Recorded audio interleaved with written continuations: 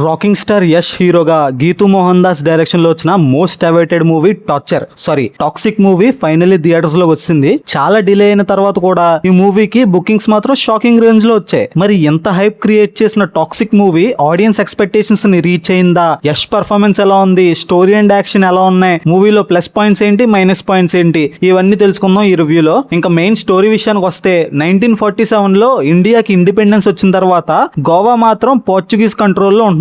ఈ back drop లో Salvador brothers control లో ఉన్న ఒక డ్రగ్ మాఫియా ఎంపైర్ ఉంటుంది. ఈ ఎంపైర్ కి గంగా, నయనతార క్యారెక్టర్ అండ్ తన తమ్ముడు రాయా, యష్ క్యారెక్టర్ సపోర్ట్ గా ఉంటారు. రాయా తన పవర్ అండ్ ఇన్ఫ్లుయెన్స్ తో ఆ డ్రగ్ ఎంపైర్ ని ఇంకా స్ట్రాంగ్ చేస్తాడు. ఈ ప్రాసెస్ లో సల్వడోర్ డాటర్ రెబెకా తారా సుతైరా క్యారెక్టర్ ని మ్యారేజ్ చేసుకుని ఆ ఎంపైర్ కి లీడర్ గా మారుతాడు. కానీ తర్వాత తన లైఫ్ లోకి వచ్చిన circus girl Nadia, Kiara Advani character తో రాయా లవ్ లో పడిపోతాడు. అక్కడి నుంచి స్టోరీ కంప్లీట్ గా డిఫరెంట్ టర్న్ తీసుకుంటుంది. రాయా నదియా లవ్ స్టోరీ ఎక్కడికి దారి తీసింది? రాయాకి ఏం జరిగింది? తన సొంత కొడుకు టికెట్ ఎందుకు రాయాని చంపాలని అనుకుంటాడు? ఫైనల్లీ రాయాకి ఏం జరుగుతుంది? ఈ క్వశ్చన్స్ అన్నిటికి ఆన్సర్ తెలియాలంటే మూవీ చూడాల్సిందే. ఇంక సినిమాలో ఉన్న ప్లస్ పాయింట్స్ గురించి మాట్లాడుకుంటే మూవీలో యష్ పర్ఫార్మెన్స్ డెఫినెట్ గా one of the major positive. KGF తర్వాత యష్ నుంచి మాస్ ఆడియన్స్ చాలా ఎక్స్పెక్ట్ చేశారు. ఆ ఎక్స్పెక్టేషన్స్ ని కంప్లీట్ గా సాటిస్ఫై చేయకపోయినా అక్కడక్కడ యష్ తన మార్క్ చూపించాడు. తన body language, action sequences, punch dialogues లో యష్ మంచి ఇంపాక్ట్ క్రియేట్ చేశాడు. ఎస్పెషల్లీ యష్ ఫ్యాన్స్ కి కొన్ని మూమెంట్స్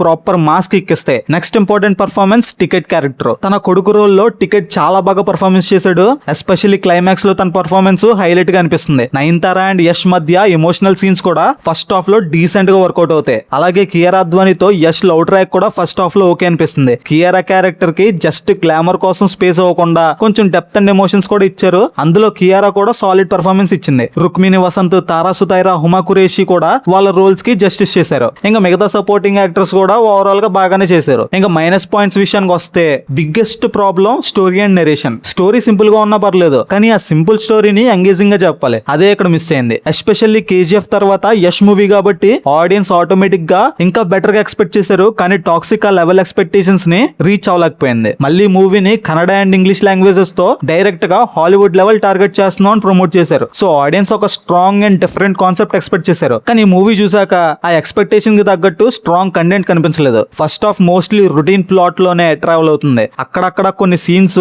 ఓకేగా ఉన్న drug mafia setup, elevations and dialogues లో కేజీఎఫ్ ఫ్లేవర్ ని రీక్రియేట్ చేయడానికి ట్రై చేసినట్టు అనిపించింది. కానీ అవేవి ఎక్స్పెక్టెడ్ ఇంపాక్ట్ ని క్రియేట్ చేయలేదు. సెకండ్ హాఫ్ అయితే ఇంకా వీక్ గా అనిపిస్తుంది. డ్రామా ఎక్కువైపోవడం వల్ల మూవీ కొన్ని ప్లేసెస్ లో బోరింగ్ గా ఫీల్ అవుతుంది. ఎస్పెషల్లీ రుక్మిణి వసంత్ ట్రాక్ ఎందుకు పెట్టారో క్లియర్ గా అనిపించదు. అలాగే రాయా నదియా రిలేషన్షిప్ అండ్ తర్వాత వచ్చే ఫ్యామిలీ ట్రాక్ కూడా కొంచెం కన్ఫ్యూజింగ్ గా అనిపిస్తుంది. నదియాని అంత డీప్లీ లవ్ చేసిన రాయా తన పిల్లల మీద అలాంటి ఎమోషనల్ కనెక్షన్ ఎందుకు చూపించలేదు అనే పాయింట్ ప్రాపర్ గా ఎస్టాబ్లిష్ చేయలేదు. దాని వల్ల ఎంటైర్ ట్రాక్ వీక్ గా అనిపిస్తుంది. ఇంకా మూవీలో వైలెన్స్ ఒక సైడ్ ఉంటే బోల్డ్ ఇంటిమేట్ సీన్స్ కూడా కొంచెం ఎక్కువగానే అనిపిస్తాయి. స్టోరీకి అవి ఎంత నెసెసరీ అనేది కూడా కొన్ని ప్లేసెస్ లో డౌట్ వస్తుంది. ఫైనల్లీ రివీల్ చేసే ట్విస్ట్ కూడా తెలుగు ఆడియన్స్ ని చాలా ఎక్సైట్ చేస్తుందని చెప్పలేం. యాక్చువల్లీ ఆ ట్విస్ట్ వల్ల యష్ క్యారెక్టర్ మీద ఉన్న బిల్డప్ కొంచెం సిల్లీగా ఫీల్ అయ్యే ఛాన్స్ ఉంది. అప్పటి వరకు క్రియేట్ చేసిన ఎలివేషన్ అంతా ఆ పాయింట్ దగ్గర వీక్ అయిపోయిందన్న ఫీలింగ్ వస్తుంది. సో ఓవరాల్ గా మూవీలో చాలా ఎలిమెంట్స్ డిసప్పాయింట్ చేసాయి. ఇంకా ముఖ్యంగా డైరెక్టర్ గీతూ మోహన్ దాస్ గురించి మాట్లాడుకుంటే